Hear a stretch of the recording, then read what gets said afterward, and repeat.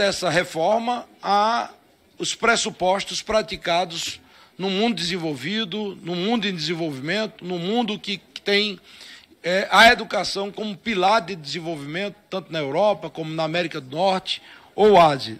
Essa mudança do ensino médio, ela pressupõe, evidentemente, que um itinerário ou uma base a ser seguida do ponto de vista de formação de currículo comum, que deve ser a orientação comum para toda a educação de nível médio do Brasil. Pelas palavras do relator, os pontos positivos que vieram na proposta do governo vão ser revogados. Ele já deu um indicativo aqui de que não vai manter as 2.400 horas. Não falou nada sobre o prestígio à história, geografia, filosofia, sociologia e deu um indicativo também de que retoma os itinerários formativos, que tinha sido modificada na nomenclatura, mas que as bases ainda estavam ali presentes. Presidente, eu poderia aqui, com todas as diferenças políticas e ideológicas que tenho com o deputado Mendonça Filho, ficar fazendo um enfrentamento e um debate com ele.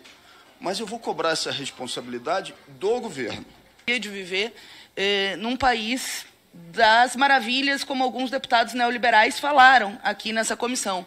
Nós estamos falando de itinerários formativos que significaram no novo velho ensino médio, deputado Mendonça Filho, eu apelidei de velho ensino médio a tua proposta lá como ministro da Educação, porque não tem nada mais velho do que a ideia que os filhos da escola pública não possam acessar na universidade e tenham matérias fundamentais rebaixadas. E aí eu vejo um discurso de que é para ajudar o mundo do trabalho, porque isso significa uma educação técnica. Deputado Glauber, o senhor sabe que tinha itinerário de como fazer brigadeiro nas escolas públicas brasileiras? E eu sei que o senhor sabe, porque foi um dos porta-vozes dessa luta aqui na Câmara dos Deputados. Itinerário de RPG nas escolas brasileiras. Que os itinerários não podiam ser escolhidos pelos estudantes, e aí eu não estou responsabilizando as redes, ao contrário, os professores e professoras que foram surpreendidos na pandemia pela implementação de um ataque brutal à concepção universalista da educação, que sofreram com a falta de professores, que aqui está se propondo, na prática, uma nova farsa, retomando ao passado pela fala do próprio relator, e eu peço 30 segundos para concluir, falando da carga horária e de tudo aquilo que ele quer reverter. Na verdade, o Mendonça diz aqui, queremos deixar como foi o meu projeto quando eu fui pai do novo velho ensino médio lá atrás. E eu quero alertar os estudantes brasileiros que é preciso, primeiro, fazer a luta, porque até este projeto foi fruto da mobilização de estudantes. E segundo, que o governo tem que ter responsabilidade de retirar imediatamente o regime de urgência e fazer, sim, uma medida provisória mostrando que tem lado, e esse lado tem que ser dos estudantes, não de uma concepção neoliberal de educação. Presidente Moses, teve professor que em uma semana deu 15 disciplinas diferentes e tem uma formação. Uma formação, e teve que ir para várias outras disciplinas que não têm formação por conta da farsa dos itinerários, que na prática significaram uma lógica de exclusão, por um lado, com a redução da carga horária, a diminuição de matérias importantes. Ou a gente não acha que a falta da história, da geografia, da própria educação física, do espanhol, do inglês, faz a diferença na formação daqueles que adoram aqui usar exemplos internacionais, mas fazem os melhores cursos de línguas para si e para suas famílias, enquanto estudantes da escola pública só têm a opção da escola pública. E eu falo isso porque os itinerários significaram estudantes mudando de escola, porque era um itinerário obrigatório da escola, porque significaram o rebaixamento das condições de ensino, precarização do trabalho docente. E eu quero alertar aos estudantes brasileiros, porque diferente de qualquer, pesquisa citada anteriormente, o que a gente viu foi milhares de estudantes brasileiros ocupando as ruas contra o NEM. E a partir disso veio esse projeto do governo, que é uma vitória parcial, porque ainda tem limitações comparadas com o programa ideal da educação, mas é muito melhor do que o projeto do governo golpista do Temer. PL que está em discussão aqui, enviado pelo governo, traça diretrizes para a política nacional, sobretudo do ensino médio, né? Nós estamos falando de quase 8 milhões de jovens brasileiros. O foco é esse. Toda a legislação tem que estar voltada para o interesse público do segmento ao qual ela se refere diretamente. Reiterando a preocupação do deputado Glauber, essa urgência é inimiga da boa tramitação educativa. Gera precariedade dos debates. O governo, corretamente, a partir de um clamor, inclusive dos jovens, questionou o novo ensino médio, que mostrou que na área pública era completamente inviável.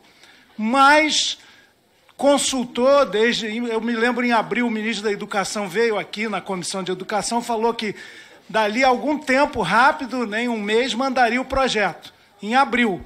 Mandou em outubro, fez uma consulta pública desde então. Teve tempo. Nós aqui estamos premidos por menos de 2 meses para decidir isso. É um erro, é o caminho da má produção legislativa. O PL 5230, e aí eu reitero essa preocupação, deputado Mendonça, tirar 2.400 horas da formação básica, passar para 2.100, significa menos 30 minutos de atividade docente nas escolas, sobretudo as públicas. As particulares ficam à margem disso, não sofrem as carências das públicas em geral, e isso é muito ruim, 30 minutos são preciosos. Significa dar ao ensino médio 2 anos e 8, 7 meses de escolaridade. Para nós é muito insuficiente. A pergunta também, a autonomia dos estados significa que eles poderão manter os itinerários formativos, na visão do relator? O ensino técnico, que Vossa Excelência destacou como vontade de querer, numa pesquisa do Datafolha, da maior parte da população, será em prejuízo da formação fundamental do ensino médio, sem negar a formação da especialização técnica em nível médio, mas a formação geral básica, da qual o Brasil tanto carece, esse país com déficit de cidadania crítica.